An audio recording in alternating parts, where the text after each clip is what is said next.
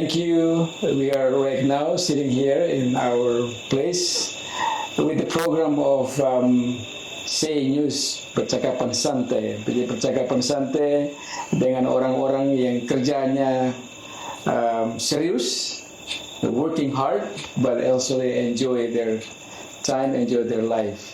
So we are, at this time, we have 3 successful family. They're successful because they believe in the Lord Jesus Christ. And so we like to learn from Opa and Oma, how they have started their business and their families, and hopefully that the young people in Indonesia, in Timor, can learn from them and can be excited and continue to work in their work or the job or the task that are given by the Lord. So here with me, Pastor Edward Dayton, and I will introduce my guest, special guest, coming from Canada, Ontario. So let me begin with Opa Peter. Could you please introduce yourself? Yeah, my name is Peter Feenstra. We come from Ontario, as Pastor Ed mentioned. We're blessed with 7 children. We currently have 24 grandchildren, and that's been a real blessing for us. And we've been farming for a little over 40 years, and started in 1979, and we've now passed on our business to the next generation. Good. I stop you there. Yep. We will dig in more Yep. of your life, your business. We just want to know of general information about your family and your business. What's your business called again? Mountain View Orchards. Mountain View Orchard. Orchards, Okay. yes. And Oma Mary, would you introduce yourself? Yeah, my name is Mary DeBoer from Ontario, Canada. My husband and I have 4 children, 3 boys and then a girl.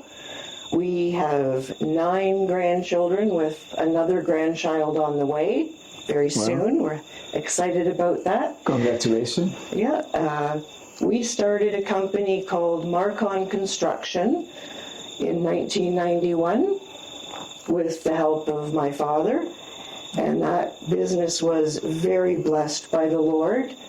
We have since sold the company, and we now are kind of retired, enjoying life a little more. Nice. And so that's Oma Mary with company, and now we have Opa Gary. Would you please introduce yourself? Yeah, my name is Gary Eikema. I'm also from Ontario, of course, but I was born in the Netherlands in 1950, so I'm probably the oldest one in this group.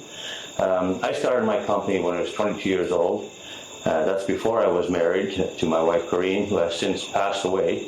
But I have 6 children, 2 boys and 4 girls, and 15 grandchildren. Very well blessed, and I'm thankful to the Lord for what I have and for the fact that I was able to start my company basically in 1972, but I grew it in 1981 and called myself Allendale Homes at that time. So you're coming here. This is your second time. Yes, it is. To Timor, Indonesia. What is your impression when you come here the first time and now the second time? Well, first of all, it's very warm here. Of course, in Canada this time of year, we're not used to that because normally it would be freezing this time of year. Right. Okay. But anyways, this country... Freezing. So what is the temperature like? Well, you compare that to... usually this time it would be around 0 degrees Celsius. 0 degrees. So it may be colder. It may be... Right now, I think at home it's around 4 or 5 degrees. Yeah, if I would explain that to Timorese, how cool is that? What I was saying, like living in the Kulkas, In the which? In the Kulkas. Yeah. Yeah, we live in the Kulkas, exactly. You're living in the Kulkas. Yes. And maybe even colder. Cool. Yeah. So because Kulkas will be what?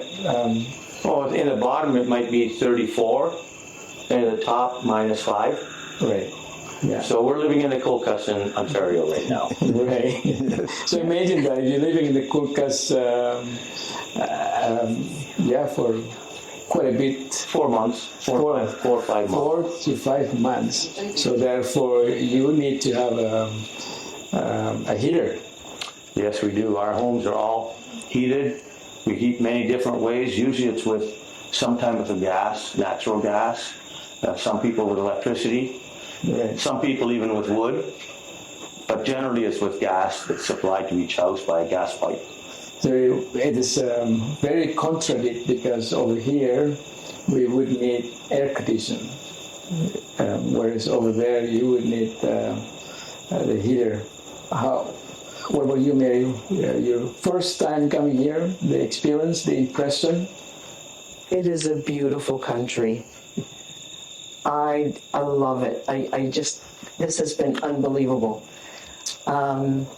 I do notice many people have a hard life. And I'm very thankful that we are able to at least help a little bit. Such a beautiful country, though.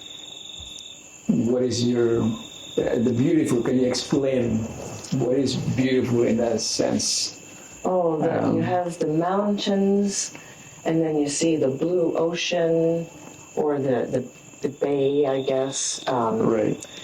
And flowers here that at home you get a little plant like this and we have a hard time to keep it alive.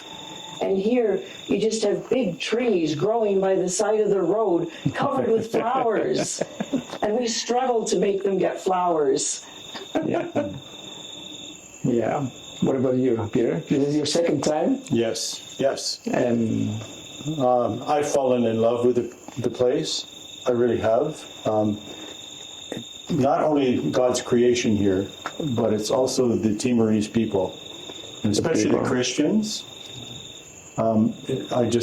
That brotherhood, and I see the work that's being done here of spreading the gospel, and it just, it does something to the soul, and makes you stand in awe of what a great God we've got. yeah. Well, I like to discuss a little bit on what you have done in 2 weeks, what we have done in 2 weeks. Right. But I like to dig more into what your work back then. Maybe you can explain a little bit of what you've been doing in 2 weeks. In the 2 weeks that we've been here? Yes. The first time or the second time? More the second time. More the second time, okay. Yeah. It was being able to go into certain villages and setting up a clinic of just finding out what's wrong with the people, sending them to Opagary for glasses along with Open Mark, or to go to the doctors, Esther and Nicole as well, and then to go to pharmacy where Mary did a lot of work, and also Eve. And then the highlight was seeing them go to counseling, explaining what the medicine was used for. Right. And what really, I guess, really invigorated me was seeing the magazine being used by others and reading them in the excitement of young and old. Being able to read the gospel. And I think that's maybe a bit of a summary. Right. And I can also explain that me and my wife also joined or leading this team here in Timor, and we've been enjoying talking to people. I just explain a little bit in Indonesian. Yeah. Jadi kita bersama-sama dengan teman-teman di sini dengan satu organisasi yang namanya MMI. Nah, MMI itu pergi ke kampung-kampung melayani dalam kesehatan. Kemudian di kampung-kampung itu kita bertemu dengan orang-orang. Mereka semua mereka dengan keterampilan mereka, meskipun mereka sudah umur, tetapi mereka dapat melayani dengan baik. Mereka dengan tugas mereka masing-masing, kemudian mereka dapat menolong orang-orang di kampung. So I guess I come back to what we have done this past 2 weeks. I guess my question would be is why? Maybe Mary can explain. Why do you want to come and join this team? My husband and I had heard about the work of medical ministry a number of years ago, and we thought it was really good, wonderful work. And then when we found out that medical ministry was doing a trip here with Ed and Femi, and that we can spread the gospel while we help people with medicine and glasses, it was just such an exciting opportunity to be able to do that for other people and to get to see the work that you and Femi have been doing. Was just an amazing opportunity given by the Lord. Excellent. And I guess with that, we go back to the question of your life experience. You mentioned about your business, all of you, and you have seen the people live over here, and you also mentioned that a lot of people are struggling. And so, as Christians, brothers and sisters, we also like to share and encourage the young people and also even the young couples if they're starting the business. Based on your experience, maybe I can ask Gary. The biggest question is this: what should you start? You start with dream and vision, and then after that you have struggle, or you just start right away. Behind the question is that what can the young people learn as a young business Christian man or woman? Well, first of all, education is important for anybody. Basic Christian or even secular education, to know how to do mathematics, how to even learn a bit about how to run a business is very, very important. To know how to communicate is very important. You have to know how to talk to customers. You have to know how to talk to suppliers. So it's a matter of a learning experience. Myself, I started not really wanting to be a building contractor. That's what I ended up being, as a building contractor in 1972. I just started off on my own. One time I was working with my uncles as a tradesperson. I was a carpenter, doing carpentry work, and finally I thought I knew everything. So by the time I knew everything and started on my own, I found out I knew nothing. So now you have to learn basically on the job. So you start off doing your own. I just did jobs on myself, one job at a time. I did carpentry work for people as individuals. On your own? On my own, just one by myself. After half a year, I had a little bit more work, so I hire a person. And after another year, I hire another person because more work comes to me. And the work comes to you because you're dedicated to your job. You know you know your work. You know the type of work you can do. You know what you can do, and you focus on what you can do, and customers will come because there was word of mouth. In those days, we didn't have social media and things like that, which are very helpful, I think, for today's young people to get ahead. But we only had word of mouth. And that developed my business to the point where by 1979, I was building houses. And by 1981, I was building 20 houses a year. So then I had numerous people working for me, plus a lot of people that were subcontractors. So right now, right now you're retired. I am retired. But when you were still working, can you explain how many workers do you have? Well, at one time I probably employed about directly 10 employees, but then there were a lot of subcontractors. In Ontario, as most places, you will hire an electrician, you will hire a plumber, you will hire somebody to put up the structure of the house, you'll hire somebody to put the foundations in. These are all separate contracts that you make with individuals to perform that particular type of work. Okay, so yeah, that developed, and yeah, it was a tough time because you have a growing family at the same time. You have church responsibilities. Children have to go to school. But you have a helpmeet in life too, which is your wife, and she helps you with raising the family. And it's hard work, but it's very rewarding. And the harder you work, the blessings will come. The Lord blesses those that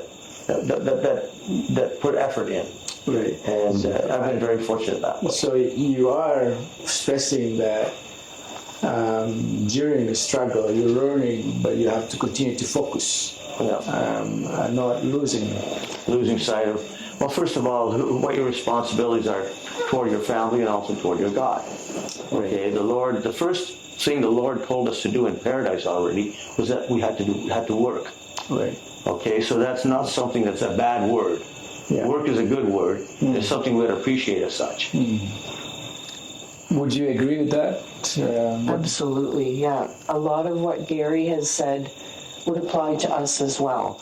I wouldn't say that we had a vision or a dream so much. Mark went to school and Mark is my husband, went to school and studied construction technology. And he actually worked for Gary for a while. He did, wow. Yeah. Oh, wow. Yeah. But eventually he reached a point where he was given an opportunity to start a business. And for the first number of years, he worked hard on that. As the mom in the home, I had to do a lot with the family. He had to be gone a lot in the evening to see prospective customers.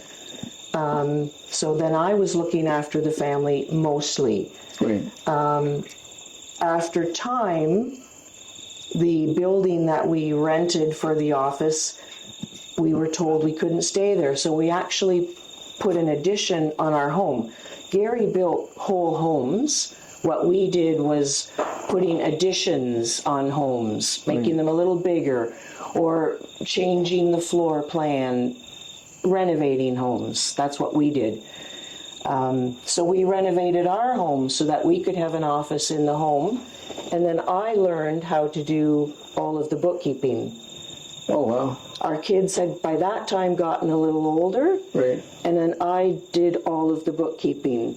And it was perfect because after the kids were in bed, say, I could do some bookkeeping. Right. And I could do housework during the day and just squeeze in the bookkeeping as I needed to. But I guess the question is that because you are a mother helping your husband and also at the same time taking care of the children, what are the things that you see a big challenge for your husband to run the business, and right now is very successful? That you can advise to the young men here when they start the business, they should not be discouraged if, for example, when they face problems. Yeah, I think I would have to say that I don't think Mark had a lot of discouragement. He did have to work hard, but we found as Gary said, a lot of our business came from word of mouth.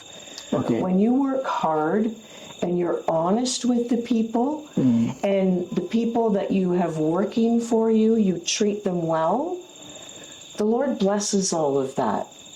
Yeah, that's a key word there, I guess. Yeah. Work hard, honest, the Lord will bless. So that's very foundational principle of working. Yes. Yeah. You want to add more into that?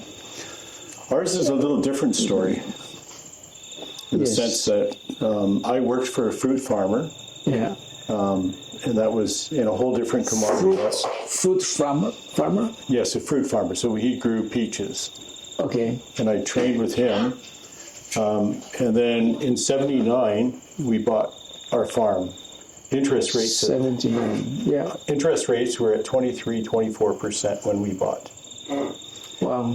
which made a real challenge. Yeah. Yeah. We and it was I was blessed with a wife that stood beside me the whole time.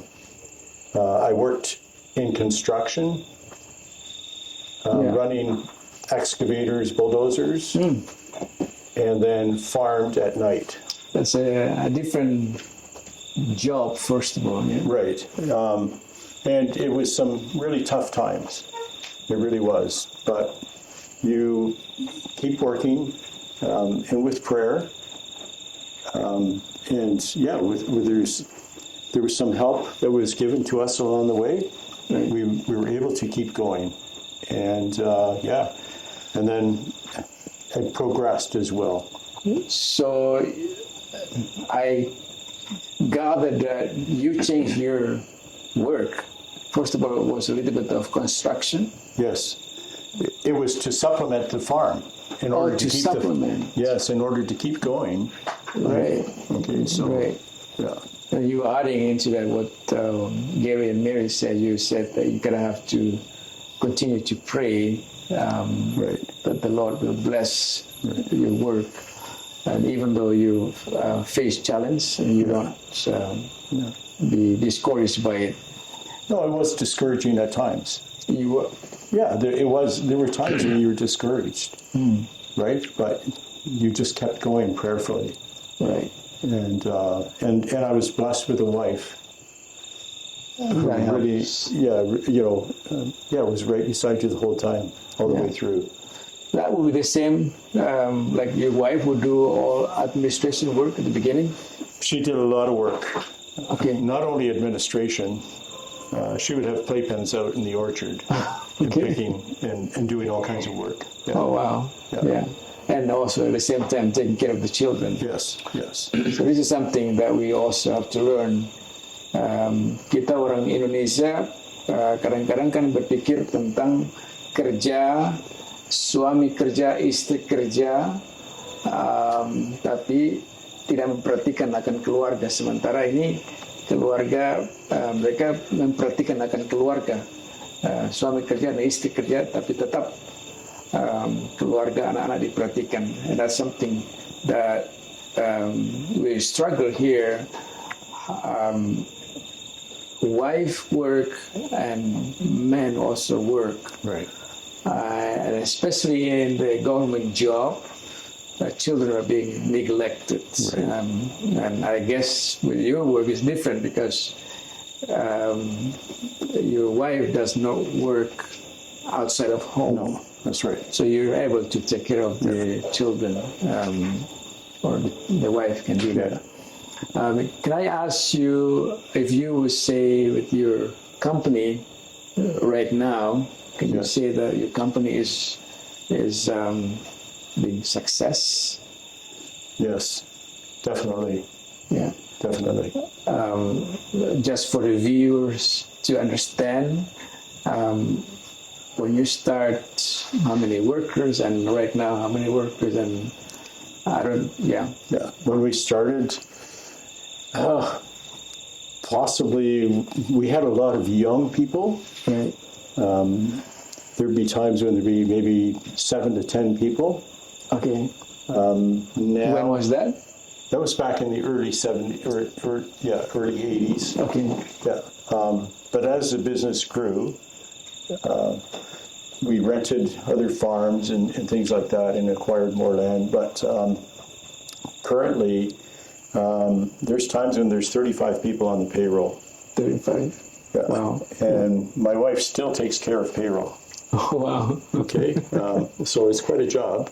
We also have offshore workers that come from Jamaica, and we have 8 of those. And excuse me, you can drink. Yeah. Just to let you know, say viewers, that right now I'm interviewing 3 of them, but you will see later on in the recording that there are actually 10 of them all together. And as Opa Peter is saying, he's looking at his wife sitting over there. And actually, for you to understand also Opa Peter related to Opa Gary, because he is married to Gary's sister. So that's for that's bingo to understand. And Peter was a cousin of my wife. Oh, yes, that's another. That's bingo, a cousin of your wife. Wow. So it is just to see that as Christians we are working together, so that when we are struggling we can help each other out, and that's I think part of the reason you're coming here, to help the Christians here in Indonesia to grow in faith. absolutely. Together we grow in faith. I forget to ask you about your business. What's the name of the business again? Marcon Construction. Marcon. That's related to your husband's name. Mark, Mary, Both the same. Marcon. Okay, yes. Mark, Mary. Yeah. On is what? Con, Mark, Mary, Construction, Marcon Construction. I see. Simple. Yeah. Marcon Construction, so Mark, Mary Construction. And how you describe this as a successful business, Kristen? It has been very successful. As I said, we have since sold the company. The man who was working as the supervisor of all of the jobs, we were much like Gary. Right. We had maybe 10 people, carpenters on the payroll. Yeah. They would do all the demolition and the framing. But then we had sub-trades, subcontractors as well to do the plumbing, the electrical, the insulation, the drywall, all of those things. Right. So, yeah. Do you also borrow money from the bank? Because I'm asking this because over here, the businessmen will also, or when they start, they will have to work with the bank. Yeah. We did not have to borrow money from the bank. We were very blessed. My father had also started a business. Okay. He had worked very hard. There were 1 or 2 times when he almost went bankrupt. Oh. But he was able to still keep going. We went through some very hard times sometimes as a family, but the Lord blessed it richly. He kept with it. Then he in turn was able to help a brother-in-law of ours to start his own business, which is now very successful. He helped Mark and I start our own business. So for us, he just gave us the loan like the bank would do. Okay. And we used that money to be able to buy the materials for the first job. Right. Then, as you do more jobs, if you're doing it right, you make a little bit of money each time. And then as you accumulate some money, you can pay off that loan, and eventually you have the cash flow to be able to keep this going. Right. So if you would to give an advice to the young people, young men, Christian young people, young men, what is the difference when you build the business as a Christian family compared to those who do not believe in the Lord Jesus? What are the difference in terms of principle, in terms of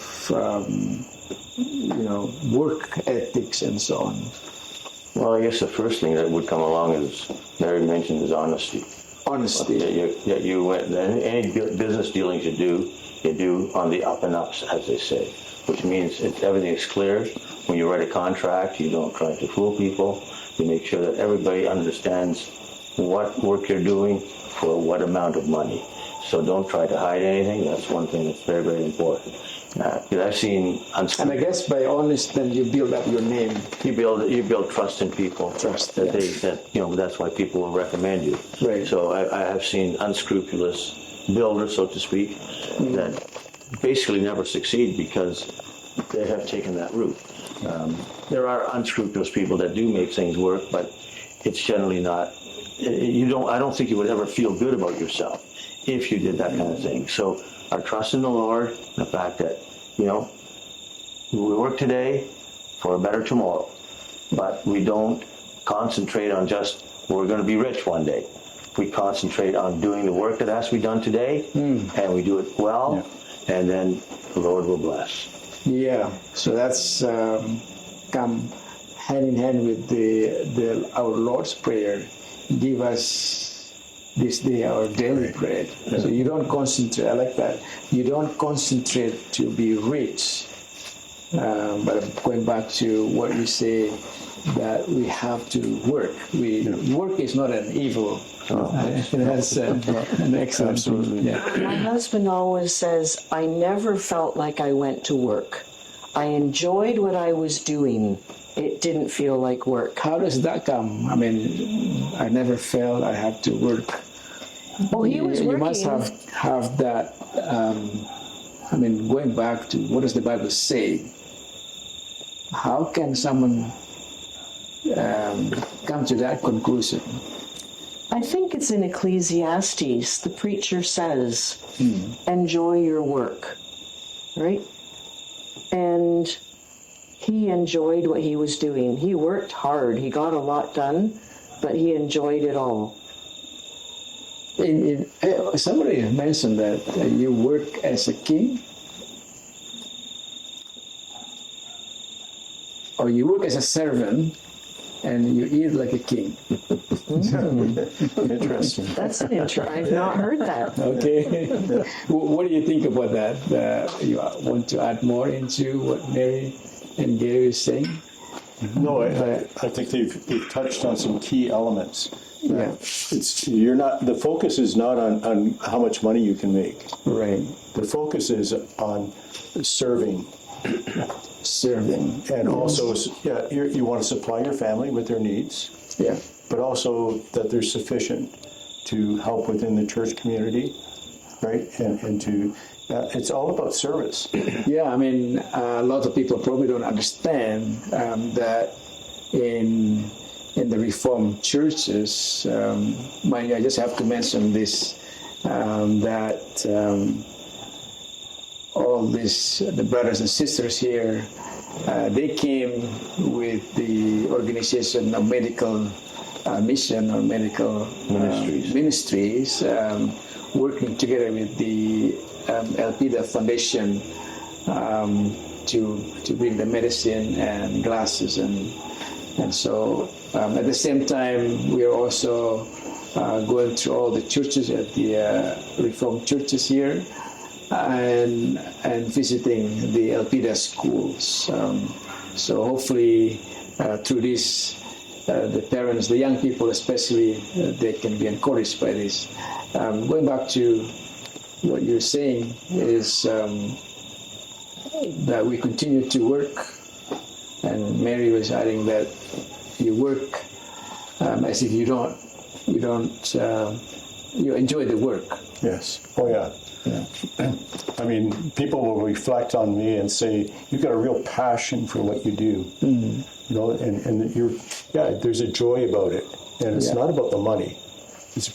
But finding enjoyment, like Mary said, in the work that you're doing.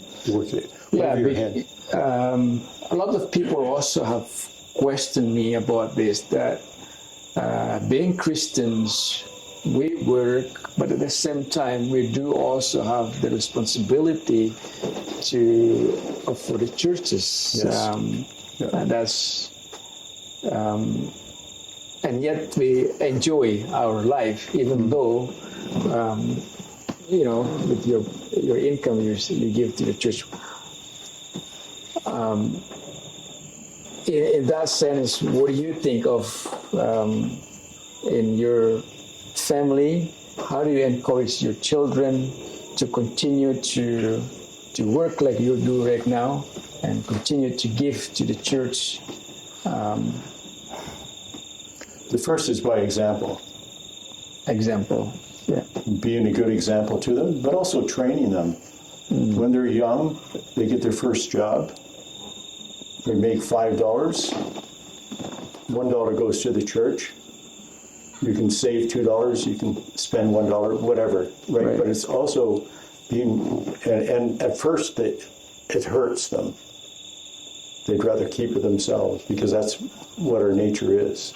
But just training them in that way, also being an example by being willing to serve when you're called in different committees, different things within the church community, school community, however. Yeah.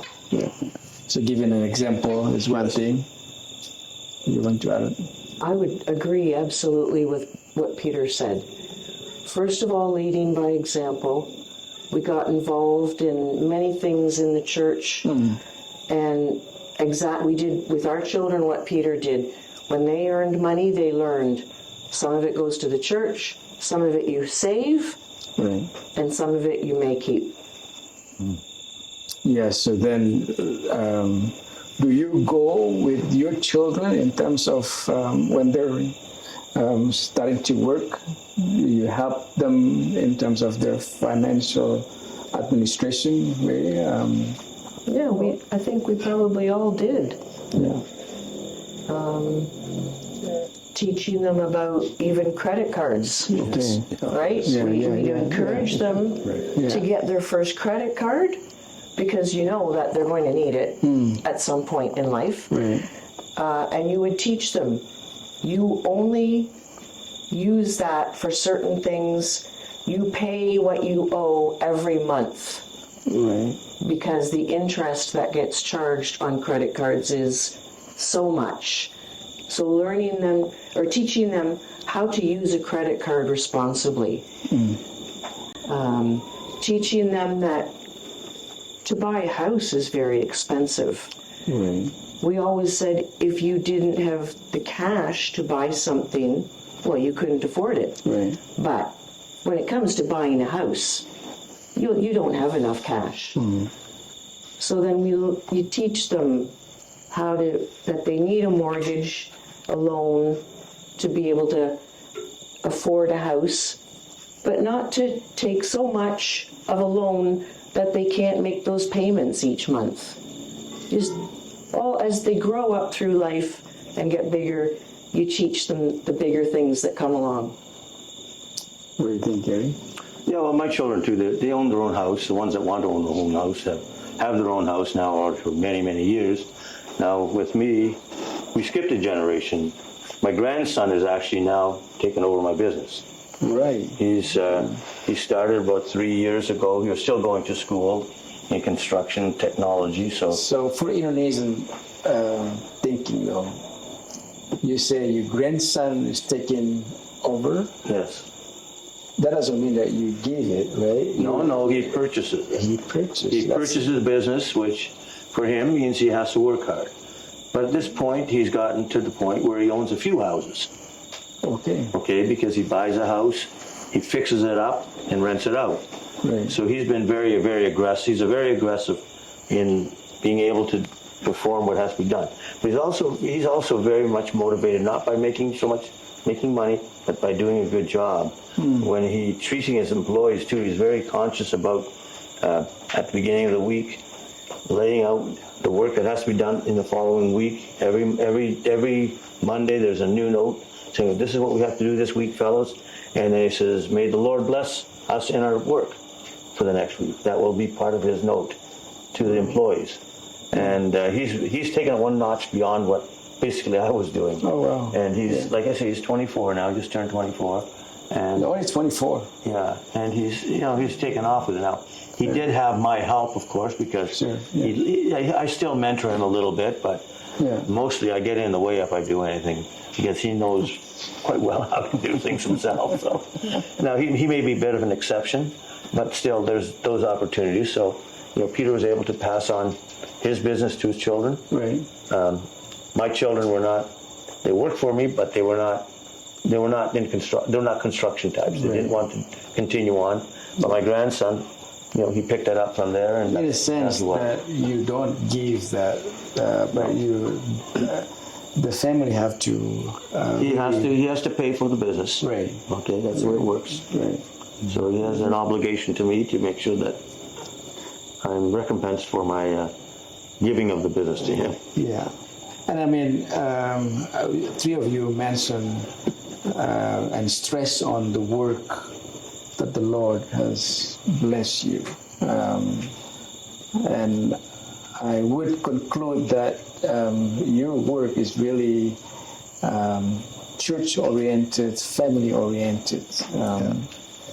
Would you agree with that or expand more? Absolutely. I think when we first started, my wife, her focus was really on the family because Dad was busy working. Yeah. And it wasn't only work on the farm or construction, it was also church work. Church, yeah. Okay.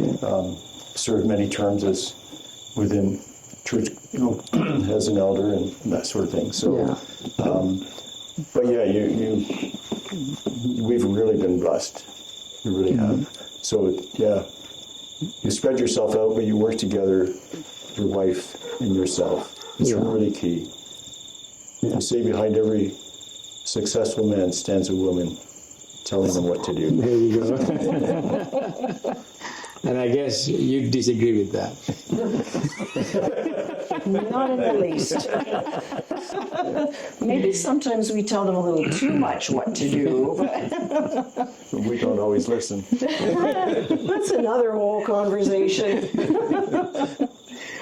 Well, yes, you're But trying. what I wanted to say is you work hard, you deal honestly with people. The Lord blesses that. And we always believed that the Lord blesses us so that we can be a blessing to others. Right.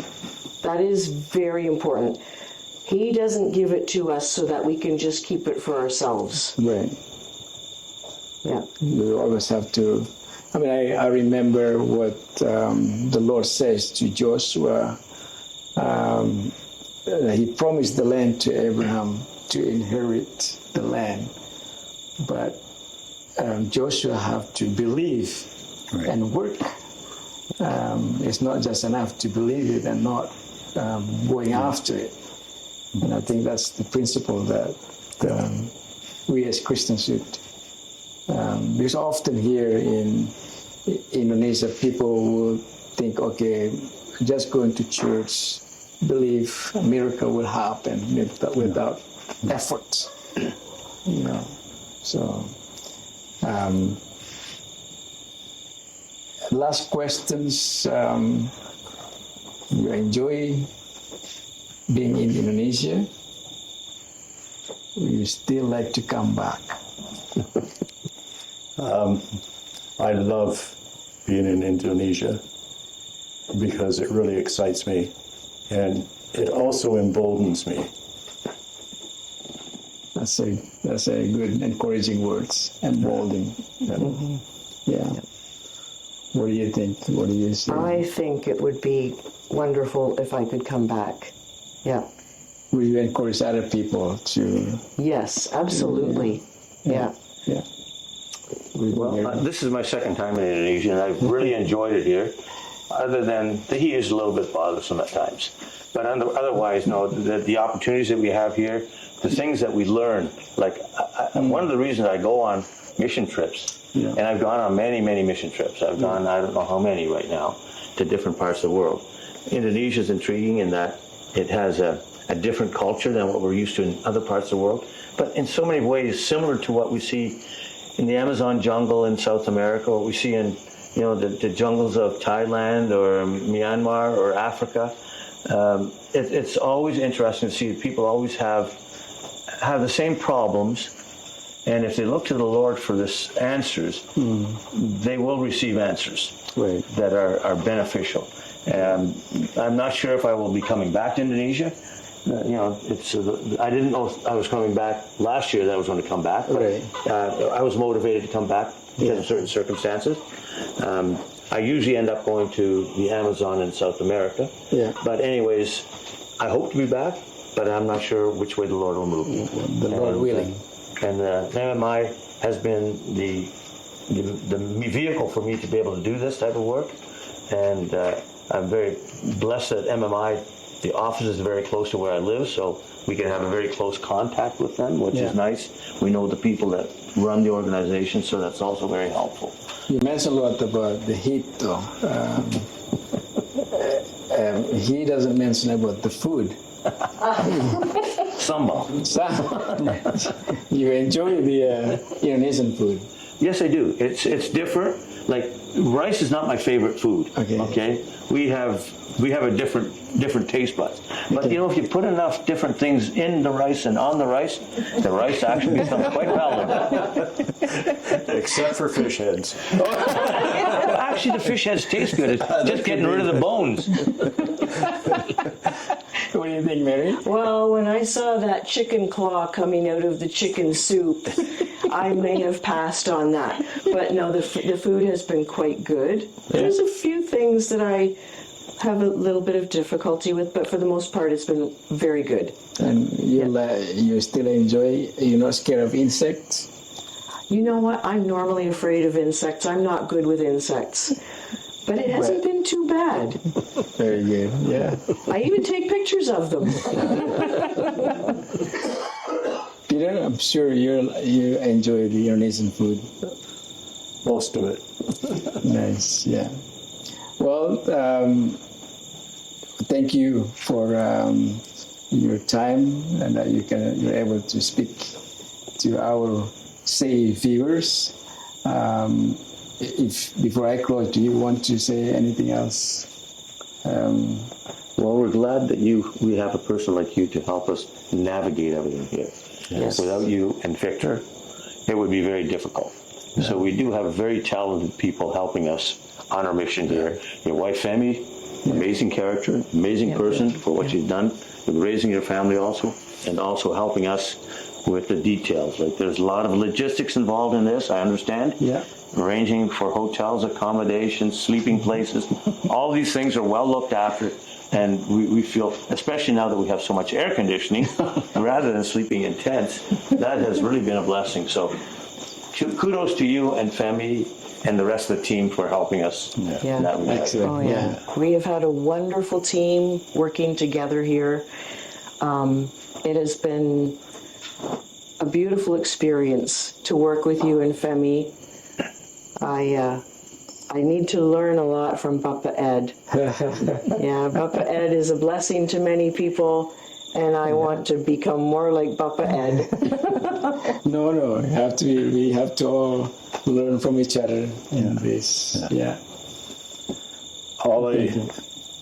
I go home, and it's part of the prayers for the work that's going on here, and we really pray that God will continue to bless, that His word gets spread throughout the island. Oh, yes. Well, I must say that this is the blessing of the Lord, that we can all, from different background of life, for 2 weeks we get to know each other quite well, and that, and at the same time we have the same vision, that is to spread God's word and being able to encourage. And I think we can encourage the viewers to continue, as Christians, continue to look after each other, to continue to help each other. I always say that you, in your age, in comparison to Indonesian people, you're in terms of retirement, and yet you're able to give you time to come. And that is a good example for us, for your children. And this is the great thing that the Lord has given. God, our Savior, have come to serve. And so we can follow his example to continue to serve. Right. Yep. So with that, I'd like to say thank you to all of you and to all the viewers here. 10 of us here from Canada. And I am Edward Dayton. We say thank you for your viewers, and please give comments. And if you want to text us, there's also a phone number at the bottom, and we can discuss more. And we hope that the Lord willing, maybe next year we can meet again, and may the Lord bless the work of MMI and Elpida.